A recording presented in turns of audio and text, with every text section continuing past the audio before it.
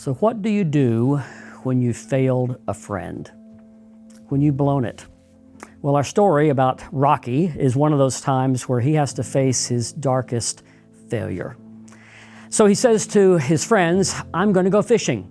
Now, for a lot of us, fishing is something you do for a pastime, for a hobby, a kind of quiet day away. But for Peter, I'm going to go fishing probably means more than that. It probably means now that Jesus has died and though there's been a resurrection, there's something about this story that makes him say, there doesn't seem to be a path forward. I think I'm just going to go back.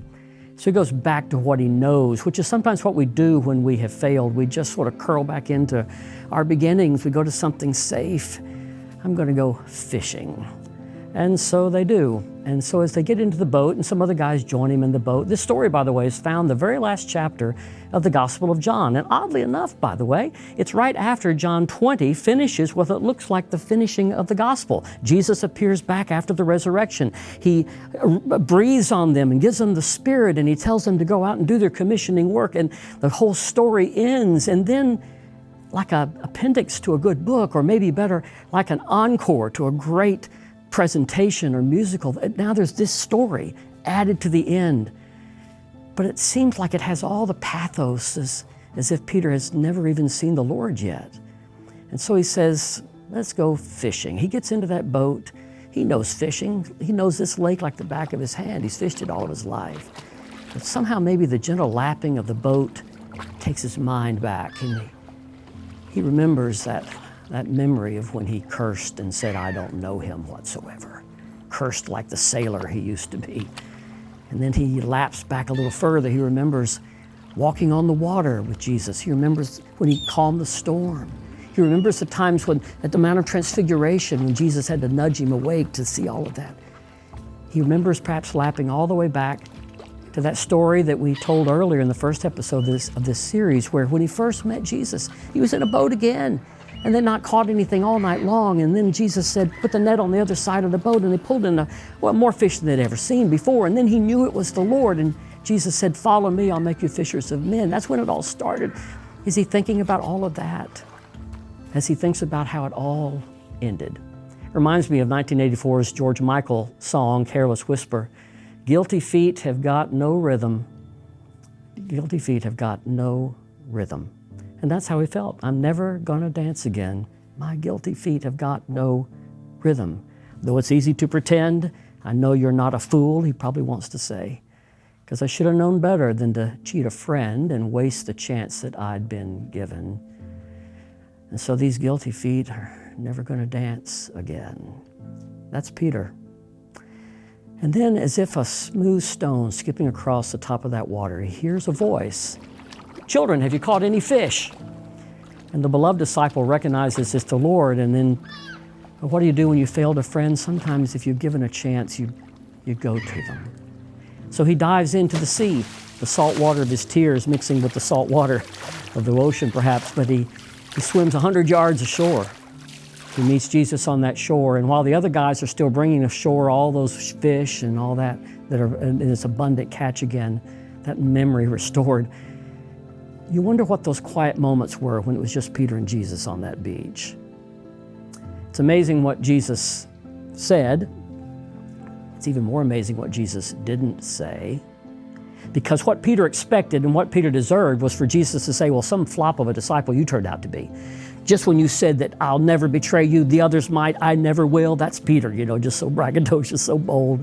I'm not like the rest of them. I love you more. And Jesus could have said, look what a failure you are. Peter deserved all of that. He was already rehearsing that sermon to himself. And that's not what Jesus says. By the time the others get there, there's a charcoal fire going. Charcoal fire. There's only one other time in the entire Bible where there's a charcoal fire mentioned. It's unusual because usually they made fires out of just sticks and brambles. A charcoal fire. That was the fire that was burning the night a few days earlier, when Peter was asked if he knew the Lord, and he just cursed and said, I don't know him, 3 times before the rooster crowed. It was all under the smell of a charcoal fire, which, as you know, has a particularly unique aroma. And now, as Jesus isn't saying anything, there's a smell of that charcoal fire. Neurologists will tell us that the part of the brain that registers smell is right next door to the part of the brain that stores memory, which is why smells evoke such powerful memories for us. Your grandmother's perfume, the smell of your mother's cookies cooking, and he smells a charcoal fire, and it must have seared into him this memory. Had Jesus come to destroy him? No, he'd come to restore him. He didn't come to rub him out. He does that to rub it off. And so here's what he says to him. Peter, do you really love me more than these? Makes you wonder what that question was. Peter wondered.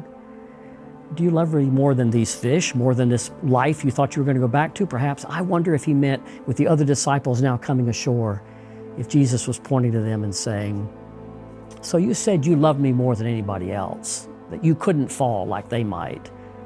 So let's talk about it now, this side of that failure. Do you really love me more than these?